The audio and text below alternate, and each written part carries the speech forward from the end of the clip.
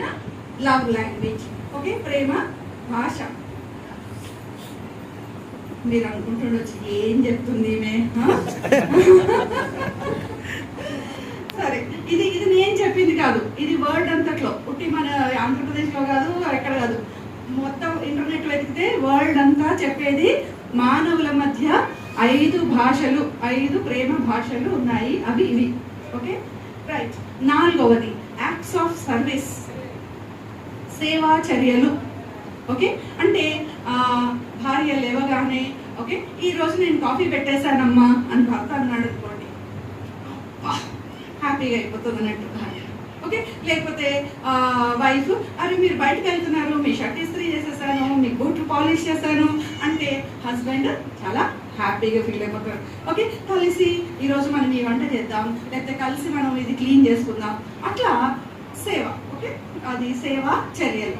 కలిసి పని చేసుకోవడంలో ప్రేమ వ్యక్తం చేసుకోవడం.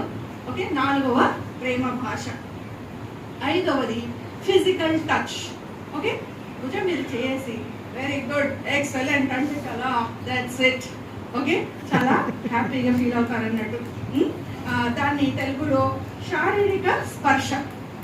ఓకే, చేయి తట్టి, భుజం తట్టి, లేకపోతే నెత్తి మీద ఇట్లా అనేసి అట్లా సమ్ టచ్ తో ప్రేమను వ్యక్తం చేయడం.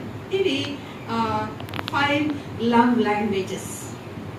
ఓకే, సో భార్య భర్తల మధ్యలో చాలా ఇంపార్టెంట్ ఏంటంటే ఐడెంటిఫైయింగ్ ద లవ్ లాంగ్వేజ్. నా భర్త యొక్క లవ్ లాంగ్వేజ్ ఏంటి, ఇవి మనం చేస్తూ ఉంటే మనకే తెలిసిపోతుంది ఎప్పుడు క్లిక్ అవుతుంది అనేసి. అట్లాగే వైఫ్కి ఏం చేస్తే క్లిక్ అవుతుంది అనేది కూడా హస్బెండ్కి తెలిసిపోతుంది. సో వీటిని అఫ్కోర్స్ మనం చెప్పుకోవచ్చు కూడా, నాకేం కావాలి అనే విషయాన్ని మనం మాట్లాడుకున్నప్పుడు కూడా నాకేం కావాలి అనేది అర్థమవుతుంది. నా లవ్ లాంగ్వేజ్తో కాకుండా వేరే లవ్ లాంగ్వేజ్తో మాట్లాడితే అది నాకు చైనీస్ భాష మాట్లాడినట్టే ఉంటుంది. అది ప్రేమను వ్యక్తం చేస్తున్నాడనే సంగతి అర్థం చేసుకోలేమన్నట్టు. సో భార్య భర్తల మధ్యలో ఇలాంటి ప్రేమ వ్యక్తం చేసుకునే ఓకే డిఫరెంట్ మెథడ్స్ ఉన్నాయి. ఓకే, మన ఇండియాలో అయితే స్పెషల్లీ ఆంధ్రాలోనైతే ఐ లవ్ యూ అనే వర్డ్ అసలే యూజ్ చేయరు కదా. ఐ లవ్ యూ అని చెప్పరు అంటేనే అమ్మో అదొక రాంగ్ వర్డ్ లాగా చూస్తారు కదా. కానీ కాదు, భార్య భర్తలు దేవుడు ఓకే ప్రేమించమని ఆజ్ఞించాడు, ప్రేమను వ్యక్తం చేయమని ఆజ్ఞించాడు. ఓకే, అప్రిసియేషన్, మెచ్చుకోవడం కూడా చాలా తక్కువ.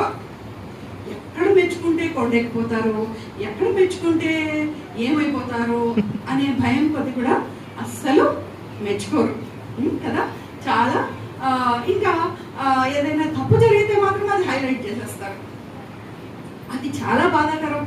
చేసిన మంచికి రికగ్నిషన్ ఇవ్వకుండా తప్పు చేసినప్పుడు మాత్రం దాన్ని పట్టుకొని 10 సార్లు నువ్వు చేసావు అని అంటే అది చాలా మనల్ని బ్రేక్ చేసేదిగా, మనల్ని కృంగదీసేదిగా ఉంటుంది అనే విషయాన్ని మనం అర్థం చేసుకోవాలి. ఓకే, సో భార్య భర్తల మధ్యలో ఉండాల్సిన ప్రేమ, గౌరవము అనే విషయాలు